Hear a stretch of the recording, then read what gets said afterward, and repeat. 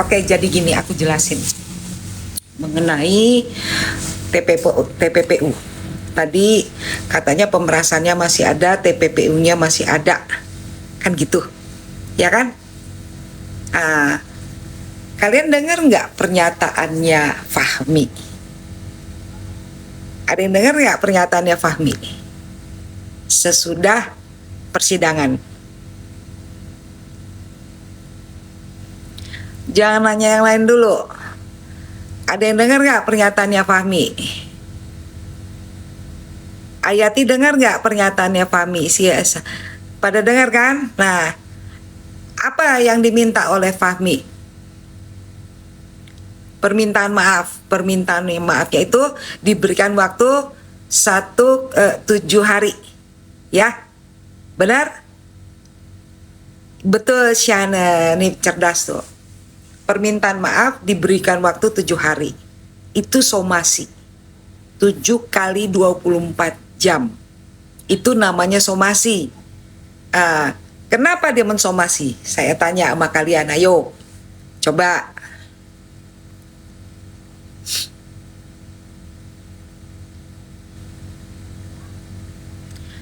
Coba jawab. Tadi yang nanya. Kenapa dia somasi? Kalian tahu nggak somasi itu apa? Betul, Valentino Lim.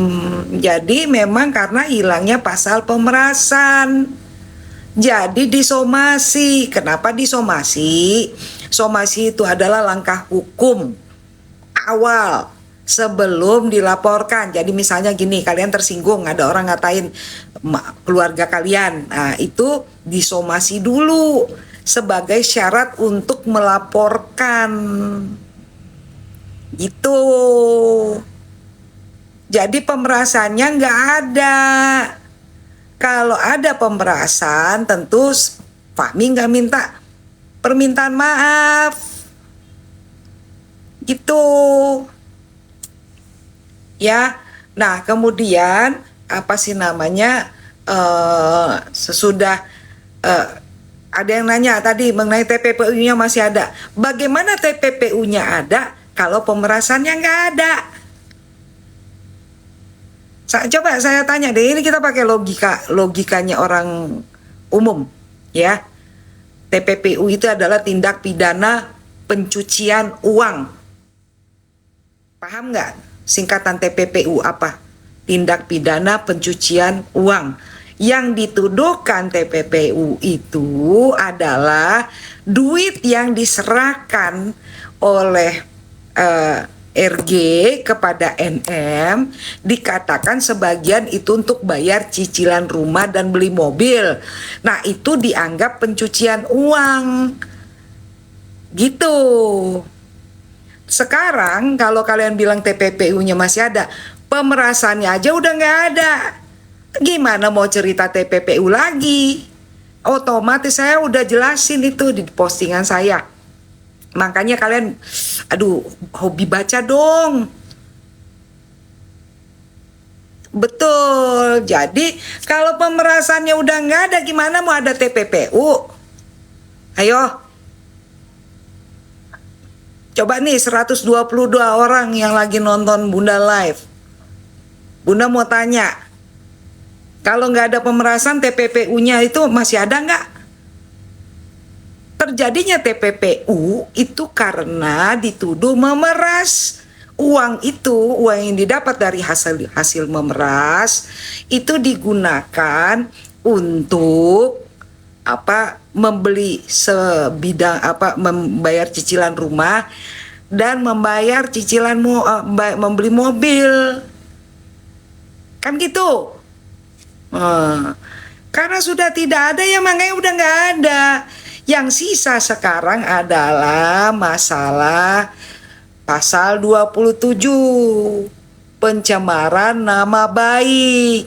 Sakit hati karena dibilang abu-abu. Baru kemarin loh aku ngejelasin nih. Aku makanya mau ke Jakarta mau nemuin Fahmi. Makanya lu pada kasih gift dong sama gue. Gue kan perlu modal.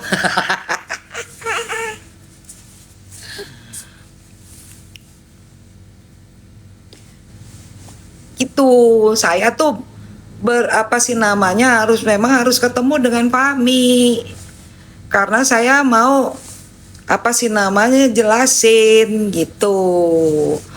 Jadi iya tersakiti hatinya, makanya muncullah pasal 27. Tapi itu pun, ini kemarin baru aku jelasin ya, pasal 27. Katanya dia sakit hati karena dikatakan abu-abu.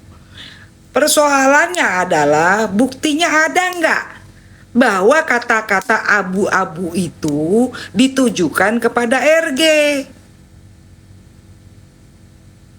Ada nggak disebut nama misalnya, Badu kamu abu-abu? Ah, itu baru pencemaran nama baik. Tapi kalau cuman penyebutan abu-abu tanpa diikuti dengan identitas orangnya, ya nggak bisa dong.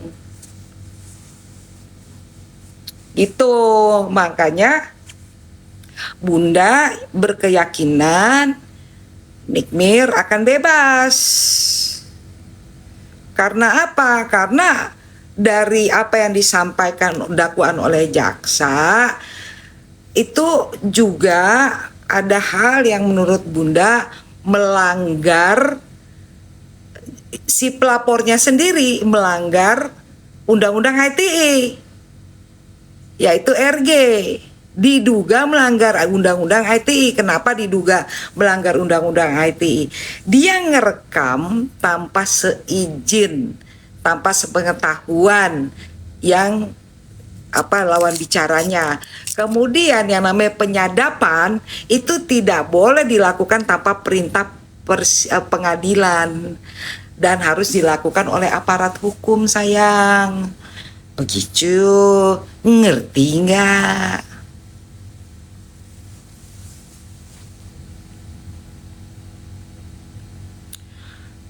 Kalaupun ada NM menyebut identitasnya, tapi NM punya bukti Bun kalau kulitnya emang abu. Enggak. Kita jangan bicara kalaupun. Yang pasti tidak ada bukti bahwa kata-kata abu-abu itu ditujukan kepada RG. Enggak ada. Kita jangan membuat satu kalimat yang walaupun karena 151 yang nonton saya yakin diantaranya adalah hatersnya NM juga. Dan jangan-jangan merekam juga. Jadi kita jangan membuat suatu menggiring opini, jangan kasih senjata buat lawan untuk nyerang kita, gitu, ya.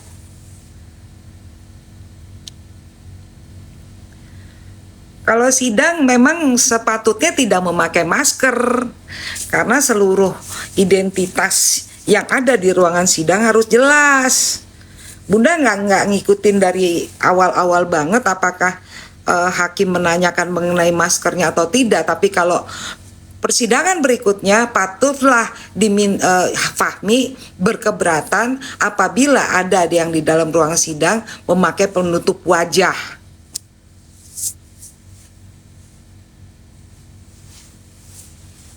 Karena nggak boleh, kecuali lagi pandemi, dan itu pun pandemi kan sidangnya live stream, pakai Zoom. Seingat Bunda gitu, pada saat lagi pandemi sidangnya pakai Zoom, nggak ada yang hadir langsung ke ruangan persidangan. Malam Martin, gitu loh. Jadi pada saat lagi pandemi juga persidangan kan pakai Zoom, nggak ada yang hadir. Jadi kalau sekarang hadir, masuk tiga-tiganya sakit, kan gitu. Nah, patut juga kalian tahu kalau ada yang di dalam ruangan sidang dia dinyatakan sakit, itu nggak boleh dilanjutin persidangannya, dan dia sendiri tidak boleh ikut bersidang, gitu.